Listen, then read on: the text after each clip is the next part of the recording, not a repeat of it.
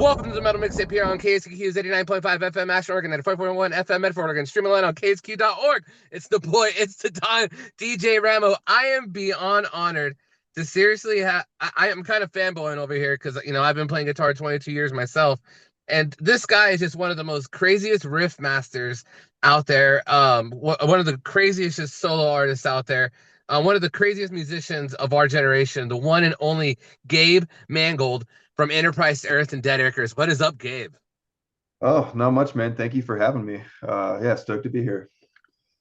I'm stoked to talk to you, man. I've been listening to your music all morning, dude. I work in an HR office, and I'm sure everybody's like going like, "What the hell is Omar over there trying to mimic somebody screamed?" And Travis is such an insane screamer, dude.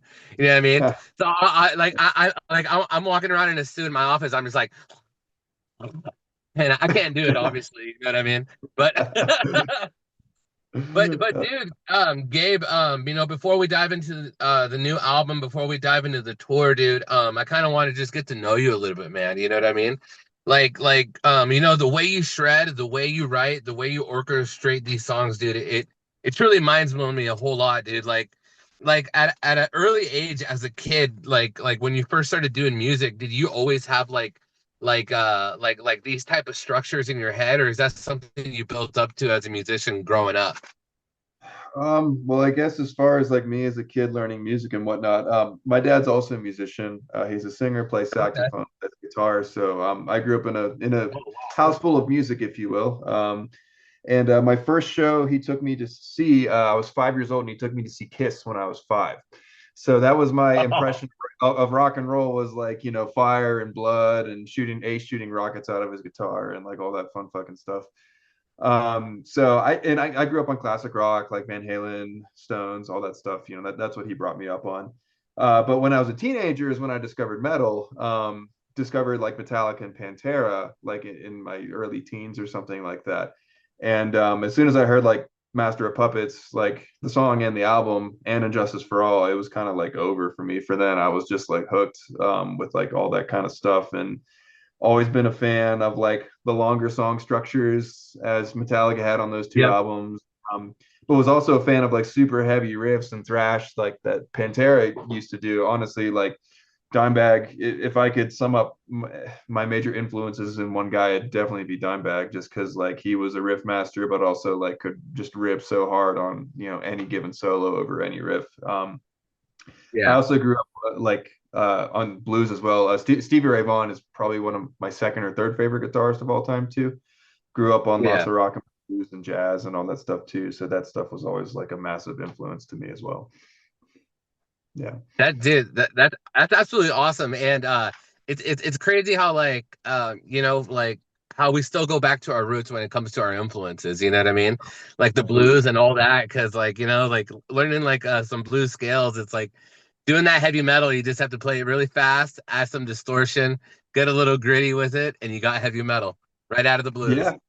Yeah. And like the thing with blues too, especially like SRB, is like there's so much feel involved with like that kind of playing and that kind of soloing and riffing too. And obviously like in Enterprise Earth and stuff like that, it's what I'm doing is very calculated, but it's like I do try to incorporate like that feeling of just like getting into it, like when I'm playing or performing, and trying to translate that energy into like the riff of what I'm doing, if it allows for it. Sometimes the riff is too Yeah. technical to allow for any sort of feeling, but it's just trying to. I guess that's my biggest thing with songwritings and songs in general too. It's got to make you feel something, and that's something Yeah. that I thought SRV was always. You just watch the dude play or listen to him play, and it's like, man, like this is so cool. Like this is just so sick. Uh, Like and there's a lot of players these days too that are crushing it as well. I could go on and list many an influence these days.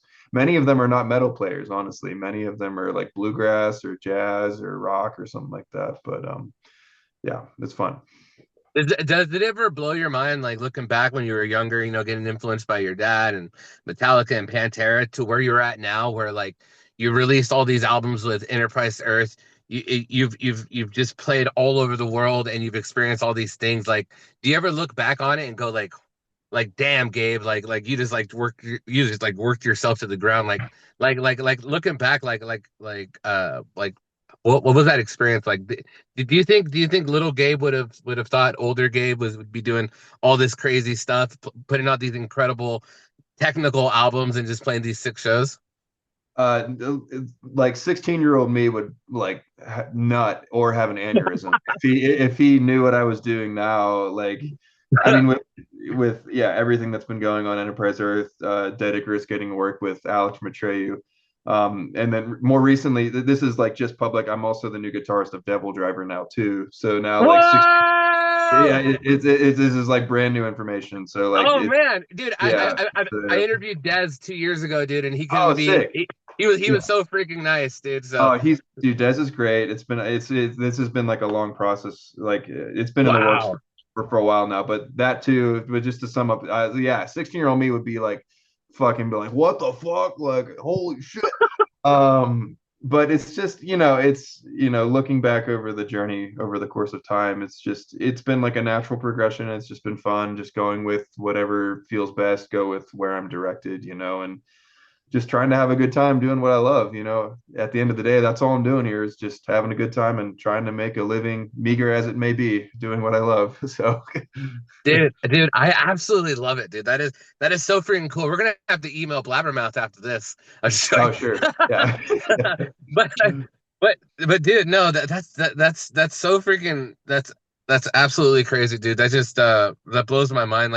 Like before we get into the new Enterprise Earth, some Dead Icarus, and maybe some Double Driver, like what do you think your biggest lesson, also like advice you can give to somebody that you had to learn transitioning from just a guitarist in a band that plays shows here and there, you know what I mean, every once in a while, to a band, to somebody who actually has to get serious and be on the road and have deadlines and have contracts. Like what was the mind shift you had to do to like man up and to be a musician on tour? I mean, honestly, like, I feel like just life in general had prepared me for it. Like, I feel like I've Yeah. been prepared for it my whole life, and I know that's like a Yeah. very vague No, sentiment, I love but it. yeah, at the same time, it's just I just following my path, and just when opportunities come, I seize them, and I just did as much as best as I could at every given step of the way, but also like maintaining integrity and like not being a jerk or screwing anyone over or like being an asshole. I It's feel like important. my advice for anyone would be like, stay humble, maintain your integrity, and just like be willing. You got to be ready to work your ass off, because like nothing good comes easy and nothing great comes without like sacrifice, honestly. So, and it's just, it's been a crazy hard journey. This whole thing, being a professional musician, has been like the hardest fucking thing I've ever done in my entire life, but also the most rewarding. And the experiences and people I've met and things that I've been fortunate enough to do is like, I'm, nothing short of grateful for all of that. And yeah, it's but why I mentioned the integrity thing is there's a nasty side to this business as well, as there is with any business and facet of life. And some people just try to screw people over and step on heads just to climb their way up to the fucking top. And Oh, it happens every day, and it's fucking sad. And I've been screwed over, and it's like it sucks, but that's just part of the game. And that's why I think it's important just to maintain your integrity and be an honest hard worker, because like people see that, and that's the long game you're playing versus like doing some sneaky shit to just get a one up on someone real fast. It's like not worth it. But yeah, no, it's a trip, dude. It's yeah. definitely a trip. I'm this year I got to do media over at Bakken Open Air, and coming Okay. back, I realized there was a lot of people trying to pry, and they Mhm. try to figure out things out of you, But some of these people like they pretend to be your friends for a second, you know what I mean? But Mhm. immediately like it's like the people who ask you for like somebody's number or somebody's name, but you have to keep that respect of others. You can't just give out people's information. You just can't do that out of respect. You know what I mean? Right. Like I wouldn't want you giving out my number and me giving out your number. You know what I mean? Right. Of It's just course. Yeah. it's just a music. I always tell people when you move up when you move up in the music industry, it's like a lot of times you have to learn how to keep your mouth shut. Yeah. You know? No, it's that, but it's also like, yeah, the respect thing is like, Yeah, the respect. Yeah.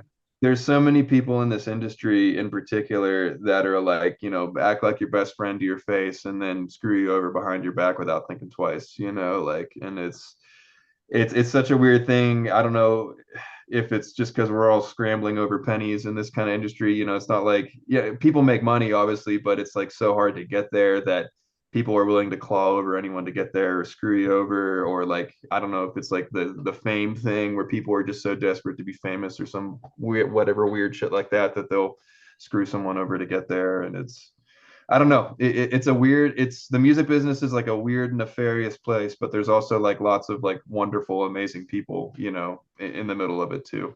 Which I guess that could be said about any aspect or business or thing in life as well. So Yeah, it's almost like the double-edged sword gets bigger. yes, exactly. That's a great way of putting it. Honestly, yes, it starts here and then just keeps getting bigger. So yeah. Yeah. Well, you know Yeah. what, dude? Like from your guitar playing, man, I feel like you put yourself in position to receive all these great things, man. So congratulations on the double driver. On the quick on the Dead Icarus thing. Like one of Mhm. the things I always tell like my bandmates or other musicians, it's like a lot of times like a singer and like a singer can be dictated from how the guitar riffs and the drum riffs are. A Mhm. guitar riff is only as heavy as the drummer. You know what I mean? Sure. Like if you were to swap out AC/DC's drummer with Enterprise Earth's drummer, with Aaron, it sound completely different, Sure. right? Absolutely. So Yeah. like so when I was listening to Dead Icarus all morning, I mean I've been listening to it since Sellout, dude, but it is just absolutely insane. So like with the song Baron Saving Skin, like Mhm. like what you guys did with Alex, I've never heard out of any Atreyu album in my entire life, heard Alex that heavy with that type of structure because you could tell it had that beautiful Enterprise Earth like seasoning on it. You know what I Mhm. mean? But Mhm. I was like, Alex sounds like a completely different person. Like Yeah. how was that experience just like going writing an album with them and just like for all the Atreyu fans very quick like what was a little bit of Alex's insight when when you guys got together on what you guys wanted to do with Dead Icarus? Sure. Well, first off, like Alex is one of the most like genuine, nicest, most awesome dudes I've ever had the Love pleasure that guy. of working with and befriending. He's just so down to earth. Like, for a guy that's been, Atreyu, they're not super big anymore, but they used to be massive, back in the day. And like for a dude that used to be in one of the biggest rock and roll metal bands in the world, he's like just so humble, like no like rock star vibes at all. None of that shit. He's just a regular dude and so awesome and wonderful. But as far as the goal with that Icarus, like when he and I got together, he had left Atreyu because, well, Atreyu sucked. They were writing like crappy radio rock, like, and he was like, man, this Yeah. ain't what started this band on. This is like, why are we writing songs for sync licensing? I want to like write punk and metal, and again, like I want riffs, I want intensity, I want mosh pits, not this like weird Imagine Dragons ripoff. So like that's because that's kind of what it turned into for those couple albums, but I digress. It's so, and I'm like, Alex is like, yeah, some of my favorite bands are like Lamb of God and Pantera. I'm like, mine too. Let's go. I think we're fine. We're gonna be fine here. So like the goal was to like create like intense riffage, like classic American metal riffage, but kind of bring in like the catchy chorus, bring in some like European melodic vibes as Yeah. well. Like there's lots of Children of Oh Bodom yeah. vibes. There's Nightwish vibes. There's like it's all In Flames. It was a big one I too. saw somebody say Cradle of Filth. Oh yeah, yeah. I mean, the Unconquerable was very Cradle-ish Yep. intro. Yep. I and yeah, In Flames. There's a band from the States called Cave In too that Alex introduced me to. That was also like a massive influence for writing these songs as well. Trying to channel some of that like punkish kind of like early metalcore vibes. Like traditional metalcore. Not yeah, and it was fun. It was a really fun project, and like Alex was very open to whatever I was doing, and we just kind of hit a groove. We hit a flow where like I would write, we were just thinking the same thing, vibing the same thing. And I as far as his vocal performance and everything, I think that's the best he's ever fucking sounded on anything because he finally got to unleash, he got Completely. yeah, Completely. like he got to be as heavy as he wanted. He also got to be Yeah. as clean like he got to sing more too, like every aspect of his voice got to shine. And it was so fun and rewarding working with him as far as like, especially to see someone so far along in their career that could like get even better. It's like, yo, this is like fucking sick, like this is awesome. You've just like fucking unlocked a new gear. Like it's like it was so cool, and I'm so proud of the EP and the album we did. It's been really fun. Dude, and it's incredible, dude. And honestly, it was just like it was such a huge breath of air for a lot of us like Atreyu fans, dude. And when I saw them working with Enterprise Earth, immediately in my head, I was like, oh damn, dude. Like Gabe's gonna bring some fire, dude. Like I don't know. Because the thing is, it's like it's so true. Like the Enterprise Earth drumming compared to Atreyu is just it's night and day. The riffing is night and day, you know. I am a huge fan of Dan Jacobs and Travis. I think they're awesome. But it is true, like, like the progressions and structures they completely died down. You know what I mean? I think like Lead Cells Paper Anchors was like the transition over to more radio-y, and like Yes. Death Grip of yesterday was like the last of their metalcore. Right after the curse. Right. But Yeah. dude, before we get into Enterprise Earth, what did you think of Atreyu re-recording the curse without I Alex's mean, vocals? I will refrain from saying what I know as far as the Atreyu Alex situation goes. I mean, Yeah. it's, No worries, it, no worries. yeah, but it's like, it wasn't a very amicable split, and it was rough for Alex. But it's just kind of, I think it's weird to do for a band to re-record their seminal album It, without it pissed me off, actually.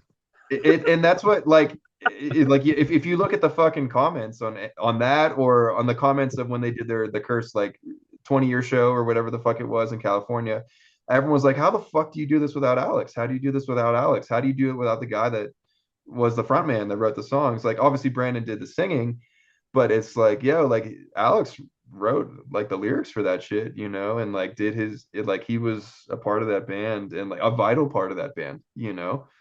um and to like kind of do that shit without him just feels like a blatant cash grab. Like it just feels like Brandon trying to assert himself even more as like the front man.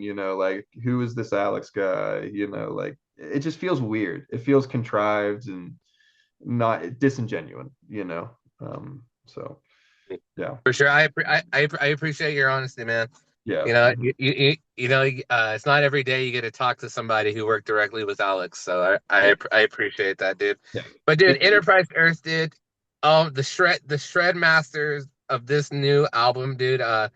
Descent into Darkness is absolutely crazy. Chasms of Madness. Hell is huh? Descent into madness. Descent Yeah. into Madness. Sorry, It's all did good. I It's say all good. Darkness? Yeah. It's all Man, good. I even wrote it wrong. Oh no. Oh no. Damn, dude, I need to work harder as a journalist. It's set into madness that came out. Dude, that came out January 30th, dude, 2025, dude. This album is absolutely incredible. Chasms of Hell is absolutely my favorite song. Following with Shapeshifter, dude. There is so much heavy metal out there, dude. There are so many badass guitar players. And I still think that you managed to set yourself apart from a lot of other albums. I listened to a lot of Velamea, what the hell are they? Phil, I listen to a lot of tech. Yeah, yeah. I listen to a Yeah. lot of tech death and a lot of heavier guitaring, dude. And I Same. still think Yeah. that what was up? I was gonna say, honestly, Veil of Maya is like a massive. Marco Kubo is a massive influence in my riffing. Yeah. Dude, yeah, he's his influence is everywhere on everything I write. So yeah. Hmm. Oh yeah. So yeah, dude, I was listening to everybody, but the thing is, dude, I really do think that like your riffs stand out, really, dude. Because even with hearing it with Dead Icarus, I was like, that's Gabe writing riffs right there, dude. Like how you're talking with Stevie Ray Vaughan. It's like I feel like a lot of guitar players nowadays can, well, the special ones, man, are separated with the feel. You know what I mean? And anytime I watch any of your music videos with Enterprise Earth, the Dead Icarus, or your live videos, dude, you're always grooving up there, dude. You're always doing the shoulder dance. Yeah, I'm moving and grooving, headbanging, spinning around, just trying to have a good time up there. So, dude, so with so much music out and so many bands releasing so much music left and right, jumping on tours, jumping on all these festivals, dude. Like, Descent into Madness, what was your next influence when this album, when you've already put out so much incredible music out there as far as like your riffing and your songwriting, like when you have like all this music all around you, and what people want to hear, people don't want to hear, how do you go into like your further albums? I understand like the first and second albums, but now that you're like really getting into your career, what's your mindset as far as the growth of Enterprise Earth when you guys release new music? Yeah, so I mean, with Descent into Madness, much like Death and Anthology, its predecessor, it was a very collaborative writing effort by all of us in the band. So much so that we didn't, when it came to like settle writing percentages or that stuff, we're like, no, let's just split it 4 ways. We all fucking worked on this like a lot, so Descent into Madness, that one, the writing, the instrumentation primarily was done by Coda, myself, and then Aaron was here too. We wrote it in this very room we're here in. But it actually started with Travis. He wrote this story. He had this treatment for like, it was a story basically that he broke down into 5 or 6 Okay. chapters, 5 or 6 songs. And that was kind of like our roadmap for like when we were writing Descent into Madness. Because if we would start writing something and then we'd be like, okay, like if we're stuck or like we reach this point in the story, like what does this sound like? A great example, the second track, Words and Whispers. It starts off track. He's lo-fied and stuff, affected effects on his voice, but it says it feels like a knife being driven into the base of my skull. So then we were like, all right, what does that sound like? And I was like, pew, dun, dun, dun, dun, dun, pew, and I was like, that's what a knife being driven into my skull sounds like, I guess. And then I would write that, and then Coda wrote the chorus. He wrote the and then Oh, we would just kind of just keep passing the guitar back and forth, as we were fleshing out the song. Uh, wild. and it's been I really enjoy writing collaboratively like that because like some sort of magic happens when everyone's in the same room, and it's like whether it just be inputs or influence or just a quick idea or thought can completely change the trajectory of the entire writing session of the entire song. That's that's just mind blowing for me, dude. Because I've interviewed so many people where like one person is just solely control of like a lot of like the creativeness, Yeah. and did you ever have to transition mentally from like just writing your own songs all the way through to like involving others? Was that ever something you had to work on? Because I know at least 80% of guitar players I know like are so adamant about writing the way that their vision is as far as their riffs and everything. Was were you always like that, or was that something you grew into? It was, well, I guess we had the opportunity to do it with this new formation, starting with Death and Okay. Anthology. So everything Enterprise Earth prior, all the music I wrote, and then all the lyrics and vocals, Travis or Dan, the old vocalist, would write. So it was just 50-50 that way. And Brandon would write his drums, obviously, as well. But yeah, it was more like I write the music, vocalist writes the lyrics, and then when with Brandon, and then once Travis and Coda came into the band because they're guitarists and songwriters themselves too. And we all have like lots of crossover with our influences as well. I was the one who was like, hey guys, like we should write this shit together, like this would be really fun. I don't need to like fucking write everything or control everything. I'm just not like that. So it's um it was just a really fun process to do. So we did that for Death and Anthology. We spent like 9 days in a cabin near Lake Tahoe and just went for it and pretty much penned like the vast majority of the album like in those 9 days. Same thing with Descent into Madness. We had a writing session here at my place. We wrote pretty much the whole EP in 5 or 6 days. The guys were just here a couple months ago for another writing session for our next album, which we're working on right now. We wrote like a we demoed like 14 songs in like 7 days, like, and Wow. it's like maybe I could piss out that much by myself, but like I honestly don't think I could, or any of us could on our own, or at least the stuff we were coming up with would never have been created that way unless we were all in the same room working on it actively together. So yeah, I'm all for collaboration and working on stuff together. It is fun to write on my own too, absolutely, but it's like that's what we needed to do for like that's what we felt we needed to do for those particular bodies of works. So, and we'll see how this next one comes out because we have like, like 14 kind of half finished songs. So now like I'm gonna go in and do my thing. It's kind of like a hybrid of everything. It's like collaborative and then okay, Gabe, go ahead, do your thing. So that's what this new album I feel like is gonna be, and we'll see how that turns out. But it started with a collaborative effort, started with that collaborative energy, and to me that's what being in a band is about. Like I'm not a solo artist, like I'm the guitarist in the band, a one songwriter in a band of many songwriters. So, and I just, I think that's awesome, like to just work on shit together because you come up with stuff that you never would have thought of by yourself. Dude, that is so cool, man. Like I'm gonna go try that in my band. Yeah.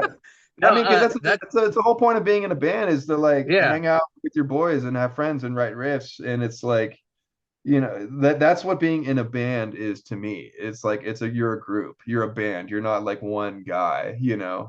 And some bands function that way, and I'm not saying that's wrong or right or anything like that, but to me, like being in a band is like working together, not like not isolation, unless that is the purpose of the band. If you're the guy that writes all the songs and then you hire people to play with you, that might be a different story. But everyone has a different way that they like to function.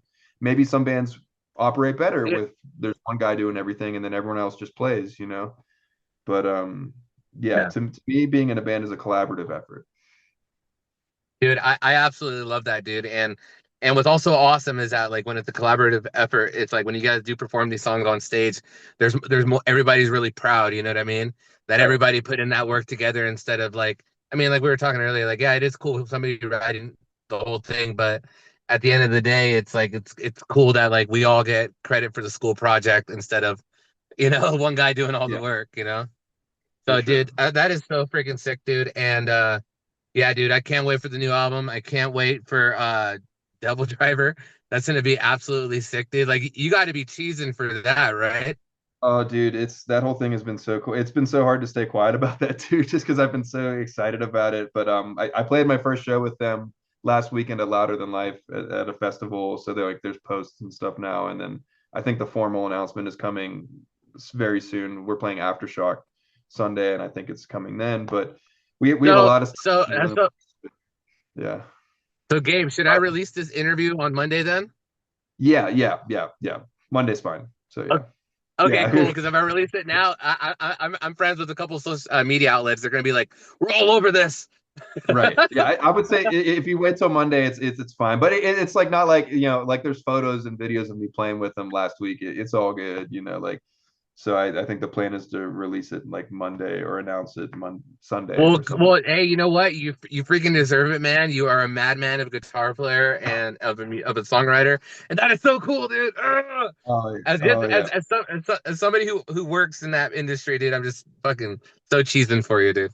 Oh, dude, I appreciate that. Thank So, you. dude, the Winter into Madness tour, dude, is coming through, dude. Mhm, Enterprise Earth and I Declare War is gracing Southern Oregon, dude. This show mhm. is already on the verge of selling out. Like you guys are gonna just like the venue you guys are playing is this new remodeled place, and you guys Mhm. are literally kind of destroy it.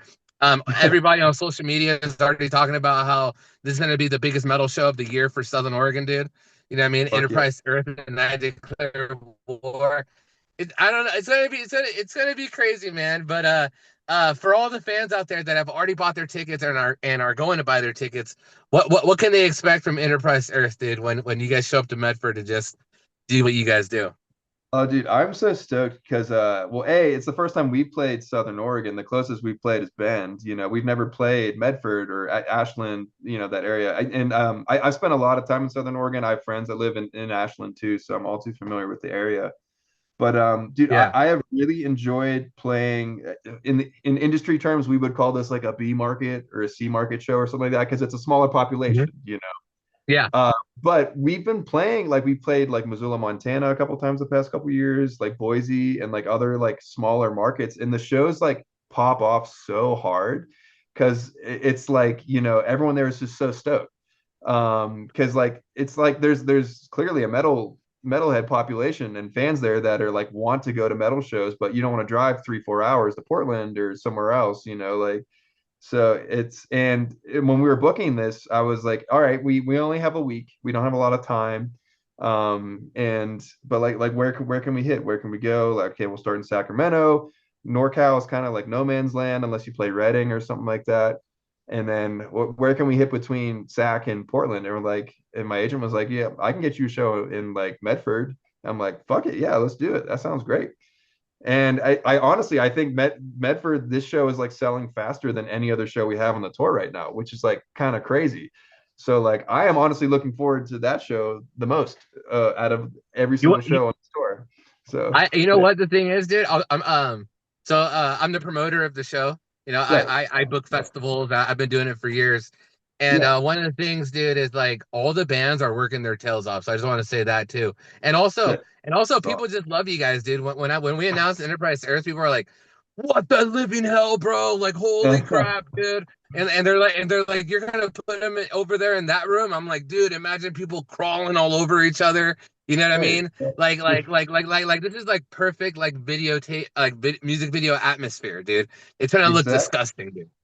Yeah, and like that's our intention with the store was to book small rooms and just pack them, because it's like fuck it, it's only 6 shows, it's a short run, it's us and ID Dub. ID Dub hasn't played like in a while, so it's like it's gonna. I'm just hoping they all pop off, and yeah, it's looking like Medford's gonna It pop will. hard, honestly. Yeah. It will pop off. I won't. Fuck. I won't. I won't sleep until it pops off, man. Hell It's yeah. already popping off, but we're gonna like. It's gonna be. It's already gonna be disgusting, dude. Fuck yeah. I'm very much looking forward to it. Yeah, So, like honestly, where we are right now with all the sales and anything, and we have 9 weeks left. I'm cheesing right now because the fact we have 9 weeks left and we have less than half left is mhm. like because people usually wait till the end. The Yeah. fact that we've already almost hit our mark without it being close is insane. Yeah. That's fucking But awesome. Yeah. Yeah. Mhm. Yeah. oh yeah, So because cool. the reason we do that because we want you guys to keep coming. So if we sell Oh, this out, dude. come by again.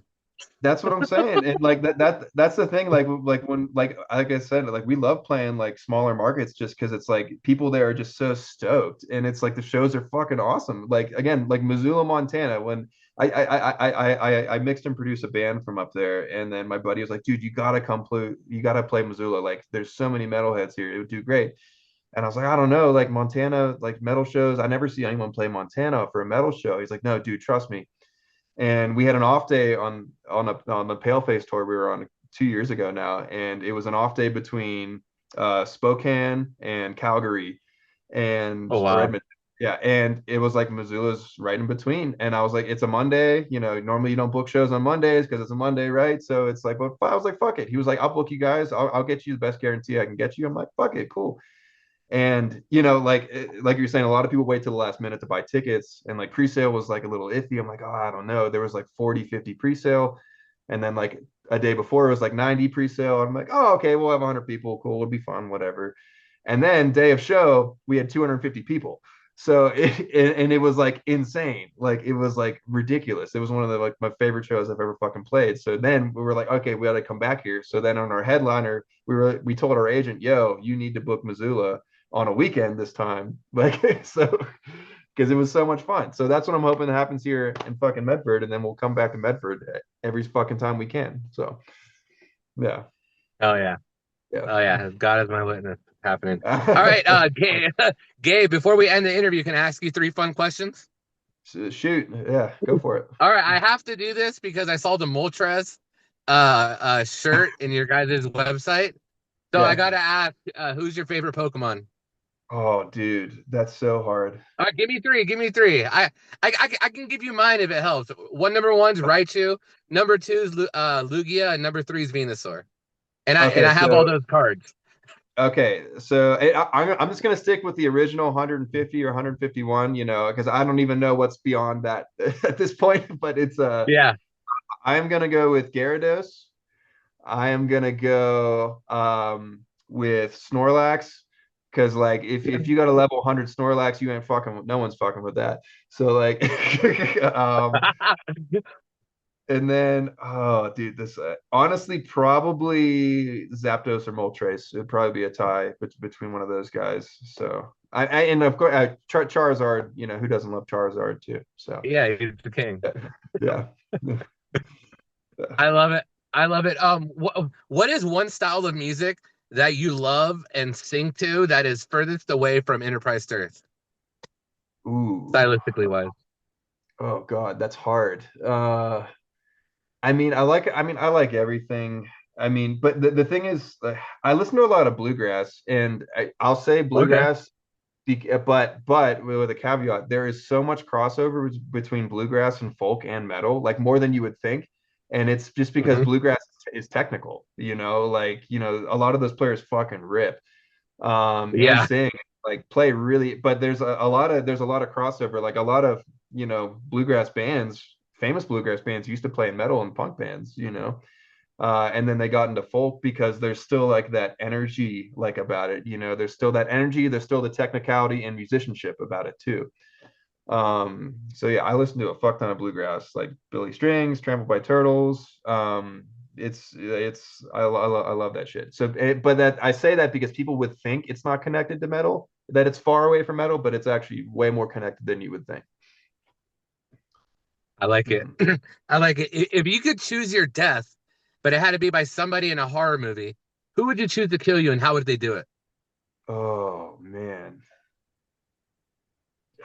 I feel like getting killed by the creeper from Jeepers Creepers would be kind of fun. That's Because a you good know one, how yeah. he like just like comes down from the sky and just like rips you up into the sky. Like Yeah, yeah. And then just eats your starts eating you. yeah. I feel like it's a pretty brutal death. Um I mean, getting killed by Pinhead, Hellraiser, that'd be another good one too. Classic, what's more brutal than getting a bunch of chains with hooks thrown into your body and dismembering you, you know? So Yeah. I love it. I love it. yeah. What is something non-music related that you really want to get good at? Non-music related that I'd like to get good at. Oh man. Um, I'd like to get better at surfing, actually. Um, Cool. because I've done it a few times and I had a blast, but I'm still terrible at it. So yeah, I'll say surfing because it's so much fun. Yeah. Dude, I want to get better at snowboarding. I still fall when I get off the lift. Uh, actually, yeah, so I had my first, I did my first, so I didn't ski until last season because I live in Oh, okay. Colorado now. So it's like, the mecca of fucking sick powder, bro. But it's, yeah, I went my first season. My girlfriend took me. She was teaching me how to ski, and like, yeah, I like fell getting getting on the lift the one day, and it was just, it happens. It sucks when you fall and it's only you and the other little kids falling and you're just like, Yeah, ah. but it's also like, I'm learning how to ski, and there's this fucking 5-year-old skiing backwards down the hill too, and it's like, god damn, like, like fuck. Did they teach you how to pizza and French fry like in South Park? Yeah, Remember, yeah, did you ever watch that episode of yeah. South? Oh yeah, yeah. You started with that, but then pizza French fry doesn't get you very far, So like, but I learned how to turn on like my second day, so it was fine after that. But yeah, it's been fun. I'll add skiing to the list in addition to surfing. I very much want to get better at skiing this winter. All right, all right. Super quick, last question. In a zombie apocalypse, you can pick one weapon to destroy the zombie horde. It can't be the cure or a nuke. What is your one weapon? Uh oh fuck. Can it be any weapon? It doesn't have to be a real Yeah. weapon. Can it be like a fantasy weapon? Oh, dude, Uh, it could be from Halo, dude. I don't care. I was about to say the energy sword. I'm killing all those zombies with an energy Can you sword. imagine, dude? Yeah. Dude, Yeah. I'd want a sword snipes, if anything, Oh, or at dude, least a sword snipe. sword Yeah. shotty. Yes, yeah, sword, yeah, so sword and shotgun. Yeah. Actually, that'd be the combo for sure. Yeah.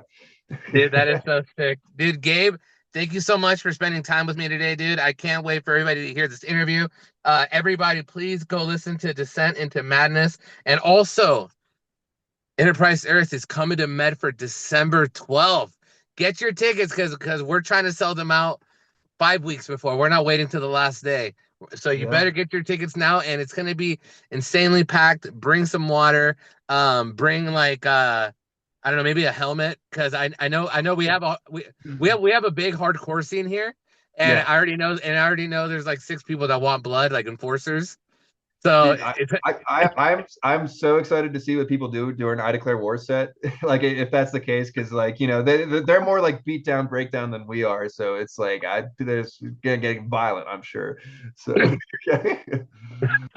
well, Gabe, thank you so much, dude. Have a great rest of your day. I'm gonna release this interview. You're announcing Double Driver on Monday? on Sunday. So yeah, Monday should be fine. Yeah, yeah. Sounds good, brother. Thank you so much, Gabe, and I'll see you in December, my friend. Sounds good, man. Thanks for everything.